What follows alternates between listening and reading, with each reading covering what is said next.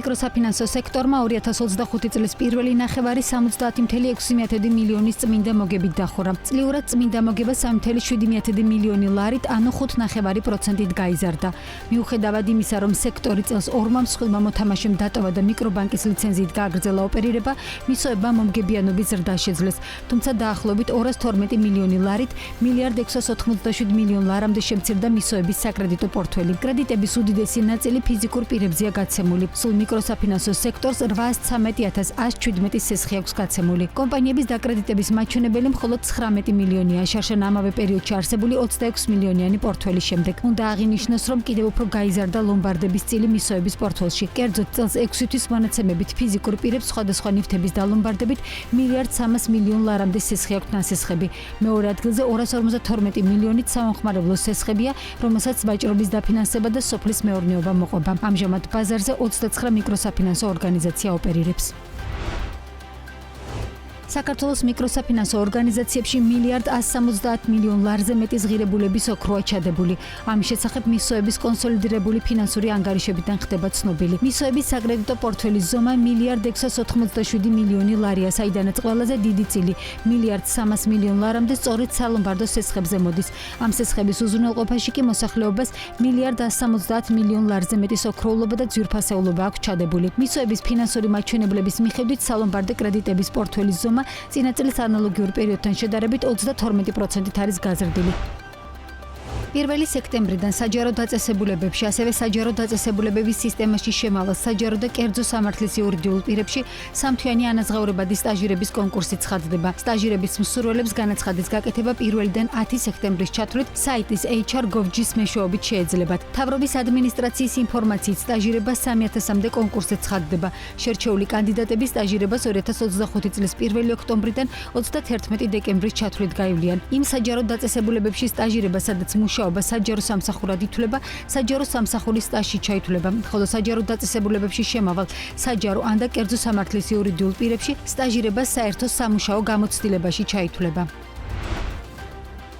ქუთაისის ყოფილი პარლამენტის შენობის მიმდებარე ტერიტორიაზე პარკის მოწყობა იგეგმება. ამ მიზნით მუნიციპალური განვითარების ფონდმა ტენდერი გამოაცხადა.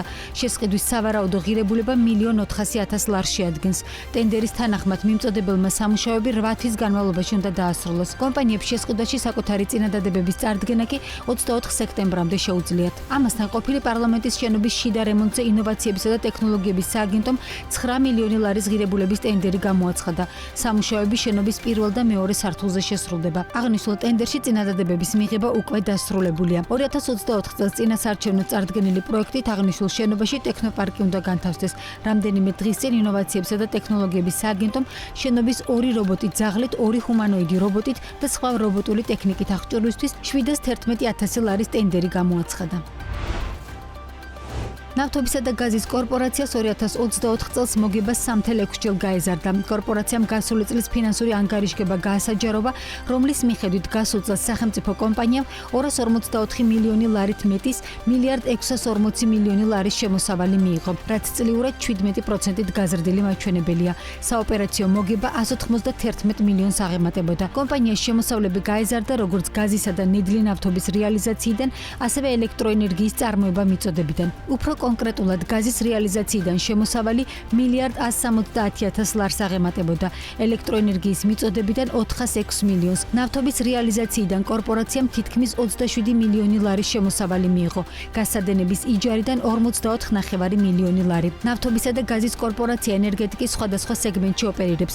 მას მინიჭებული აქვს ნავთობის ეროვნული კომპანიის სტატუსი და შესაბამისად არის ინვესტორებთან გაფორმებული პროდუქციის წილობრივი განაწილების ხელშეკრულების მხარე. ფლობს საქართველოს მაგისტრალური გასადენების სისტემას, რომელიც იჯარით აქვს გადაცემული გაზის ტრანსპორტირების კომპანიაზე. ასევე ხელს უწყობს საქართველოს ტერიტორიაზე არსებული ტრანსსასაზღვრო ნავთობისა და გაზის ტრანსპორტირების სისტემების შეუფერხებელ ფუნქციონირებას.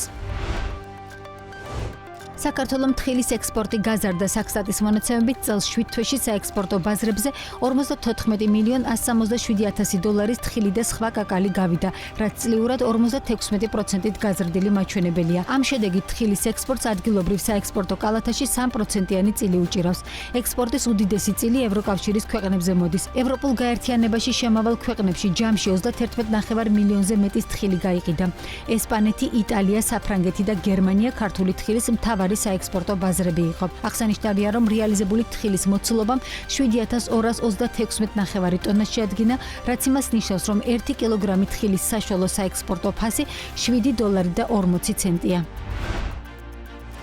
აბასთუმნის 16 კილომეტრიანი შემოვლითი გზისა და ბაღდათი-აბასთუმნის გზაზე კასის ხიდის ზეკარის 16 კილომეტრიანი მონაკვეთის რეაბილიტაცია აქტიურ ფაზაშია. ინფრასტრუქტურის სამინისტროს ინფორმაციით, აბასთუმნის შემოვლითი გზის მშენებლობის პროექტის ფარგლებში შენდება 5 ახალი ხიდი და 368 მეტრის სიგრძის გვირაბი, რომელიც უკვე გაჭრილია. ამ გზის მშენებლობის შედეგად აბასთუმანის საირმის გზაზე აღარ იმოძრავებს ტრანზიტული ტრანსპორტი. აბასთუმნის შემოვლითი გზის მშენებლობა სახელმწიფო ბიუჯეტიდან 95,9 მილიონი ლარით ფინანსდება. პარალელურად გრძელდება კასის ხიდის ზეკარის 16 კილომეტრიანი მონაკვეთის რეაბილიტაცია. გზის ნაწილი ფაქტობრივად დაუსახლებელ ტყიან ზონაში, ხოლო მეორე ნაწილი ალპურ ზონაში გადის. პროექტის ფარგლებში დაიგება ასფალტ-ბეტონის საფარი, მოეწყობა წყალგამტარი მილები, საყრდენი კედლები და საგზაო ნიშნები. ბაღდათი-აბასთუმნის დამაკავშირებელი საავტომობილო გზის საერთო სიგრძე 73,3 კილომეტრია. პროექტი ჯამში 10 ლოტისგან შედგება. სამუშაოების სახელმწიფო ბიუჯეტიდან ფინანსდება და მისი ჯამური ღირებულება 65,9 მილიონ ლარამდეა. იანვარ-ივლისში სახელმწიფო ბიუჯეტიდან ჯანმრთელობის დაცვის მიმართულებით დახარჯული თანხა წლიურ ჭრილში შემცირდა. გასულ პერიოდში ჯანდაცვის კუთხით ხარჯებმა $1,241 მილიონი ლარი შეადგინა, მაშინ როდესაც 2024 წლის 7 თვეში ხარჯები 1,9 მილიარდს აღემატებოდა. აღსანიშნავია, რომ წელს უკვე გაწეული ხარჯები 9 თვის გეგმით განსაზღვრული თანხის 82%-ია. სახელმწიფო ხაზინის მონაცემებით ჯანდაცვაზე მიმართული სახსრები სახელმწიფო ბიუჯეტის ხარჯების მთლიანი მოცულობის 8,8% შეადგენდა. გასულ 7 თვეში ამბულატორიული მომსახურების დასაფინანსებლად 904 მილიონ ლარამდე დაიხარჯა. ეს გეგმის 88% იყო. საავადმყოფოების მომსახურებისთვის გაწეულმა ხარჯებმა 213 მილიონს გადააჭარბა. საზოგადოებრივი ჯანდაცვის მომსახურების ხარჯები კი 76 მილიონ 891,000 ლარით განისაზღვრა, რაც გეგმის 74% შეადგენს.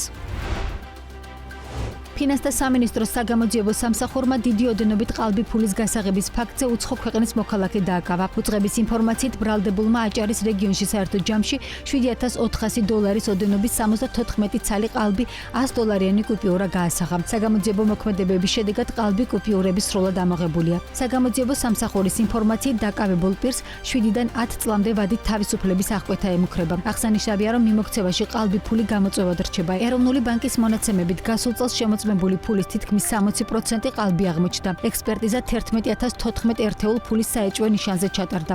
ყველაზე მეტად დოლარის გაყალბება ხდება. გასულ წელს 1859 ყალბი დოლარის კუპიურა გამოავლინეს. საქართველოს ფინანსთა სამინისტროს საგამოძიებო სამსახურის თანამშრომლებმა გატარებული ოპერატიულ-სამძებრო ღონისძიებებისა და საგამოძიებო მოქმედებების შედეგად დიდი ოდენობით ყალბი ფულის გასაღების ფაქტზე უცხო ქვეყნის მოქალაქე დააკავეს. გამოძიებით დადგინდა, რომ ბრალდებულმა მატერიალური სარგებლის უკანონოდ მიღების მიზნით აჭარის რეგიონში გაასაღა საერთო ჯამში $7,400 აშშ ოდენობის 74 ცალი ყალბი $100-იანი კუპიური. საგამოძიებო მოქმედებების შედეგად ყალბი კუპიურები სრულად იქნა ამოღებული. გამოძიება მიმდინარეობს საქართველოს სისხლის სამართლის კოდექსის 212 მუხლის მეორე ნაწილით, რაც სასჯელის სახე და ზომად ითვალისწინებს თავისუფლების აღკვეთას 7-დან 10 წლამდე ვადით.